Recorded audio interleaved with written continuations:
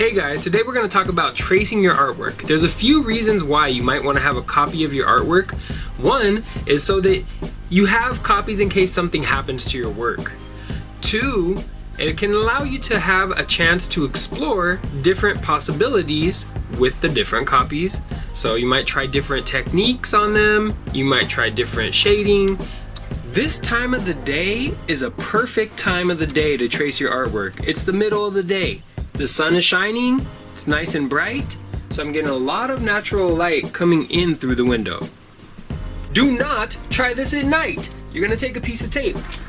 You're gonna tape your drawing to the window. Now, I would probably tape the top and the bottom so that it can stay in place. Once you have your drawing fully secured to the window, you're gonna take a piece of paper and you can tape it directly on top. Now here, I would only tape it with one piece of tape so that you can lift it up and you can check and see if there's any places that you may have missed. Okay, so I'm gonna line this right over the one that I've already taped in place. Just be aware that certain tapes might leave a very sticky residue, but clear tape works really well. Any kind of painter's tape can also work. If you tape the piece of paper that you're tracing on top with only one piece of tape, then you might not see the image. That's okay. All you have to do is apply pressure and voila, the image will appear. So when you apply the pressure on it, it allows you to see what you have beneath and it'll allow you to trace the image.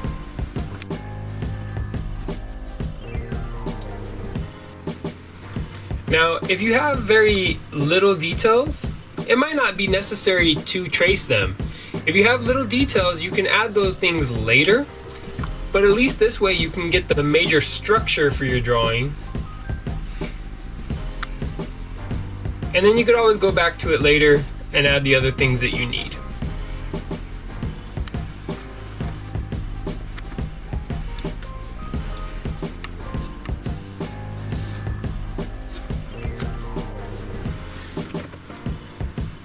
Okay, now you could also do this on a copy machine, but who needs a copy machine when you have a window?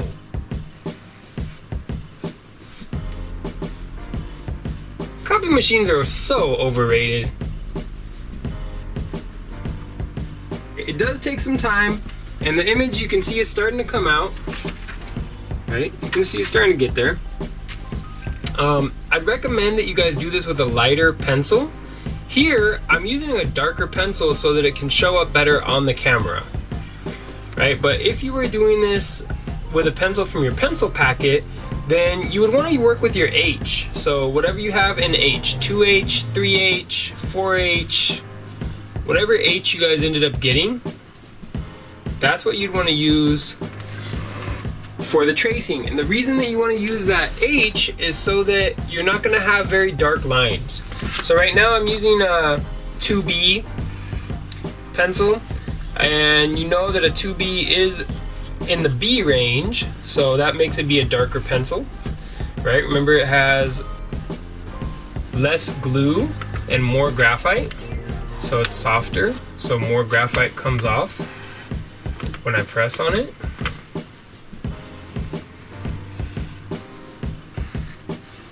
And take your time, folks. If you do mess up, you can always erase.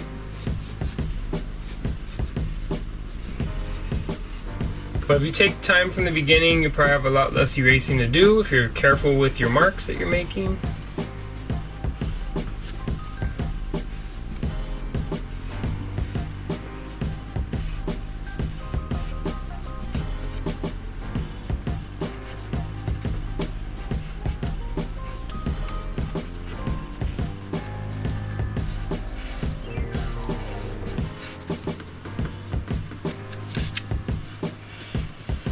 So I have some little details that I'm not really worrying about so much. Like I said, I'm gonna add those later when I come back. Now it looks like we got the majority of the drawing traced at this point. I'm gonna go ahead and lift it up, take a good look at it, and you can see it's missing a little bit, right? It's missing a few connectors here and there. A few lines are not going all the way to where they need to go, but I have the main copy And that is how you trace your artwork.